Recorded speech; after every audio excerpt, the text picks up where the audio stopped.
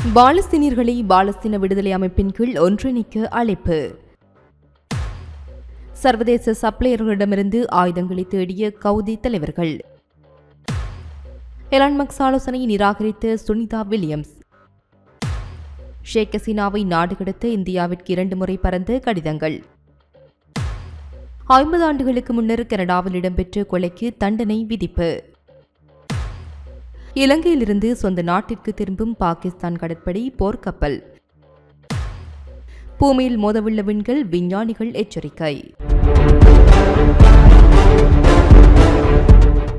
போருக்கு பிந்திய காசா குறித்து ஐநா பாதுகாப்பு கவுன்சில் கூட்டத்திலிருந்து மேலும் மூடிய கதவுக்குள் நடந்த கூட்டத்திற்கு பிறகு பிரான்ஸ், இங்கிலாந்து, டென்மார்க், கிரீஸ் மற்றும் ஸ்லோவேனியா ஆகிய நாடுகளின் சார்பாக பேசிய பிரெஞ்சு தூதர் ஜெய் தர்மாதிகாரி செய்தியாளர்களிடம் கருத்து தெரிவிக்கையில், காசாவிற்கான இறுதி திட்டம் ஹமாஸ் பகுதியை தொடர்ந்து ஆட்சி செய்யவோ அல்லது அங்கு வசிக்கும் பாலஸ்தீனியர்களை இடம்பெயரோ அனுமதிக்க கூடாது. எந்தவொரு திட்டமும் ஹமாஸிற்கு எந்த பங்கையும் கொண்டிருக்க கூடாது. இஸ்ரேலின் பாதுகாப்பை உறுதி செய்ய வேண்டும். பாலஸ்தீனியர்களை காசாவிலிருந்து வெளியேற்றக்கூடாது என்பதில் நாங்கள் தெளிவாக இருக்கின்றோம். பாலஸ்தீன ஆணையத்தின் கட்டளையின் கீழ் மேற்கு கரை மற்றும் காசாவின் ஒற்றுமையை ஆதரிக்க வேண்டும். இஸ்ரேலிய ஆக்கிரமிப்பு மேற்கு கரையை ஓரளவு கட்டுப்படுத்தும் மற்றும் ஹமாஸ் போட்டியாளர்களான பத்தாவால் நடத்தப்படும் அமைப்பை குறிப்பிடுகின்றார். கெய்ரோவில் கூடிய அரபு லீக் நாடுகள் செவ்வாயன்று பாலஸ்தீனியர்களை பாலஸ்தீன விடுதலை அமைப்பின் கீழ் ஒன்றிணைக்க அழைப்பு விடுத்தன. இதில் ஹமாஸ் இல்லை என தர்மதிகாரி குறிப்பிட்டுள்ளார். மேலும் குறித்த அந்த திட்டங்களை ஆதரிக்கவும் மேலும் மேம்படுத்தவும் ஐரோப்பிய நாடுகள் தயாராக உள்ளன என்று அவர் குறிப்பிட்டுள்ளார். இந்த நிலையில் ஏமனை தளமாக கொண்டு கவுதி குழுவை வெளிநாட்டு பயங்கரவாத அமைப்பு என்று மீண்டும் நியமித்து ஒரு நாளுக்கு பிறகு கருவூலத்துறை கவுதிகளின் 7 மூத்த உறுப்பினர்கள் மீது தடைகளை விதித்துள்ளது. ஏமனின் கவுதி கட்டுப்பாட்டு பகுதிகளுக்கு ராணுவ தரப்பொருட்கள் மற்றும் ஆயுத அமைப்புகளை கடத்தினர் என்று துறை கூறும் உறுப்பினர்களை புதிய தடைகள் குறிவைக்கின்றன. வளர்ந்து வரும் சர்வதேச சப்ளையர்களிடமிருந்து ஆயுதங்களை தேடுவதன் மூலம் கவுதி தலைவர்கள் செங்கடல் பகுதியில் தங்கள் பொறுப்பற்ற மற்றும் ஸ்திரமின்மைக்குரிய நடவடிக்கைகளை தொடரும் நோக்கத்தை காட்டியுள்ளனர் என்று கருவூல செயலாளர் பெசன்ட் குறிப்பிட்டுள்ளார். காசா மீதான இஸ்ரேலிய போரின் போது செங்கடலில் இஸ்ரேல் மற்றும் வணிக கப்பல்கள் மீது கவுதிகள் ட்ரோன் மற்றும் ஏவுகணை தாக்குதலை நடத்தினர். ஆனால் காசாவில் போர் நிறுத்தத்தை தொடர்ந்து ஜனவரியில் அந்த குழு தங்கள் தாக்குதலை நிறுத்திக் கொண்டமையும் குறிப்பிடத்தக்கது. மேலும் காசா பகுதிக்கு உணவு, எரிபொருள் மற்றும் மருந்து பொருட்களை இஸ்ரேல் குறைத்து 5 நாட்கள் ஆகின்றன. எரிபொருள் பற்றாக்குறையால் கழிவுநீரை சுத்திகரிக்கவோ அல்லது சுத்தமான தண்ணீரை பம்ப் செய்யவோ கிட்டத்தட்ட சாத்தியமற்றதாகிவிடும் என்று trait L பலாவின் mayor Nijjar Ajaz குறிப்பிட்டுள்ளார். கடவாயை மூடுவது காசாவின் வாழ்க்கையின் அனைத்து அம்சங்களையும் பாதிக்கும். டெய்ர் எல் பலா நகராட்சி மட்டுமல்ல என்று அவர் தெரிவித்துள்ளார். நகராட்சிக்கு கழிவுநீரை சுத்திகரிக்க கிணறுகளிலிருந்து தண்ணீரை பம்ப் செய்ய கழிவுகளை உயர்த்தி அகற்ற தேவையான எரிபொருள் துண்டிக்கப்படும் என்று நாங்கள் அஞ்சுவதால் நாங்கள் எச்சரிக்கையை எழுப்புகின்றோம். இது மிகவும் கடினமான சூழ்நிலை என்று தெரிவிக்கப்பட்டுள்ளது. ஷேக் ஹசீனா ஆட்சி கவிழ்ந்ததை தொடர்ந்து பொருளாதார நிபுணரும் நோபல் பரிசு வென்றவருமான முகமது யூனுஸ் தலைமையில் இடைக்கால அரசு அமைக்கப்பட்டுள்ளது. இந்த நிலையில் முகமது யூனுஸ் அளித்த பேட்டியில் ஷேக் ஹசீனா நாட்டை விட்டு வெளியேறும் முன் மனித குலத்திற்கு எதிரான குற்றங்களில் ஈடுபட்டுள்ளார். மேலும் தெரிய வருகையில் இது குறித்து அவரிடம் விசாரணை நடத்த வேண்டியுள்ளது. அவர் மட்டுமல்ல, அவருடன் தொடர்புடைய நபர்கள், அவரது குடும்ப உறுப்பினர்கள், அவரது கூட்டாளிகள் உள்ளிட்டோர் விசாரணை செய்யப்படுவார்கள். இந்த நிலையில் வங்கதேசத்தில் உள்ள சர்வதேச குற்ற தீர்ப்பாயம் ஷேக் ஹசீனாவுக்கு எதிராக 2 முறை கைது வாரண்ட் பிறப்பித்துள்ளது. அவரை நாடு கடத்த கோரி இந்தியாவிற்கு 2 முறை கடிதங்கள் அனுப்பியுள்ளோம். ஆனால் இதுவரை எந்த ஒரு அதிகாரப்பூர்வ பதிலும் கிடைக்கவில்லை. வங்கதேச நீதிமன்றத்தில் நேரில் ஆஜராகவில்லை என்றாலும் அவர் வழக்கை சந்திக்க நேரிடும் என்று குறிப்பிட்டுள்ளார். சுனிதா வில்லியம்ஸ் ஸ்பேஸ் எக்ஸ் நிறுவனர் எலான் மஸ்க் ஆலோசனையை நிராகரித்து உள்ளார். மேலும் தெரிய வருகையில் முன்னதாக 2030ஆம் ஆண்டு செயலிழக்க திட்டமிட்டுள்ள சர்வதேச விண்வெளி நிலையம் அதற்கு முன்பே செயலிழக்க செய்ய வேண்டும் என்று எலான் மஸ்க் தெரிவித்திருந்தார். இவரது இந்த கோரிக்கையை சுனிதா வில்லியம்ஸ் நிராகரித்துள்ளார். இந்த நிலையில் சர்வதேச விண்வெளி மையத்தின் ஆய்வகம் நிறைய அறிவியல் ஆராய்ச்சிகளை மேற்கொண்டு வருவதாக அவர் சுட்டிக்காட்டியுள்ளார். இந்த இடம் டிக்டிக்காக இருக்கின்றது. இது மிகவும் ஆச்சரியமாக இருக்கிறது. எனவே நாம் இப்போது நமது உச்சத்தில் இருக்கின்றோம் என்றே கூறுவேன். அதை விட்டு வெளியேற இப்போது சரியான நேரமில்லை என்று நான் நினைக்கின்றேன் என தெரிவித்தார்.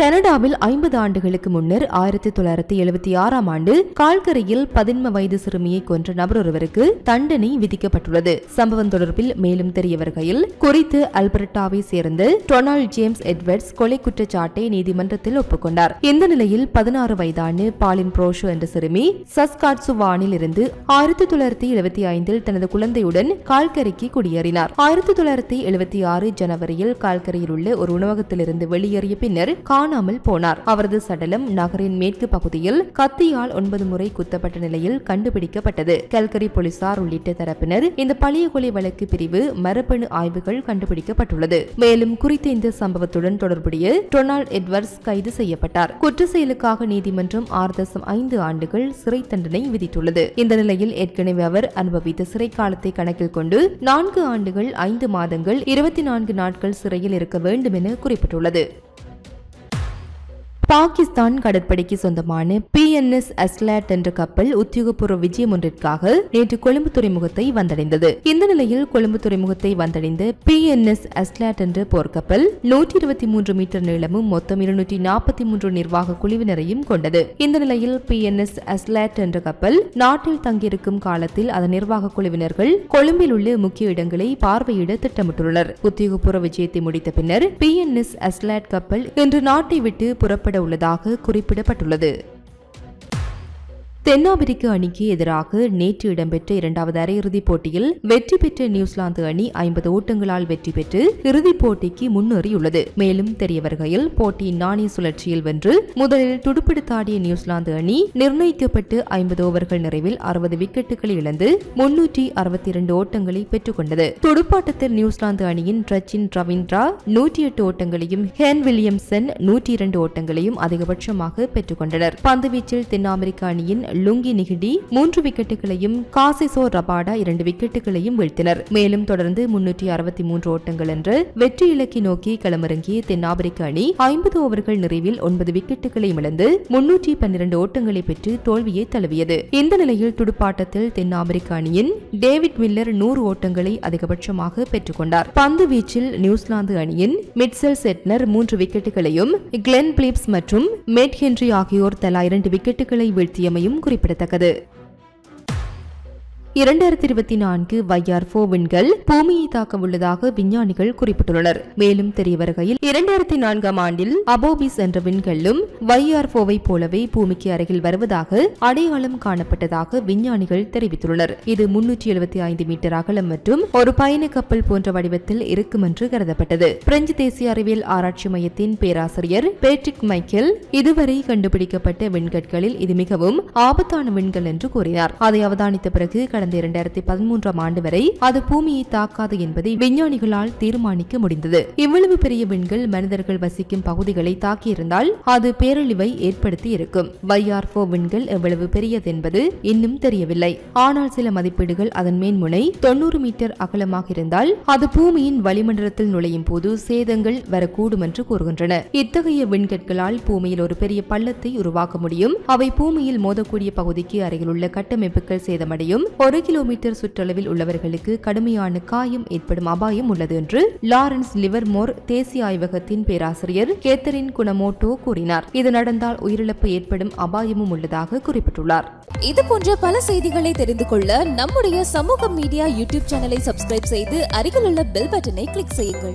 மேலும் செய்திகளை உடனுக்குடன் தெரிந்து கொள்ள சமூகமீடியா.com என்ற இணையதளத்தின் வாயிலாக எங்களுடன் இணைந்திருங்கள்.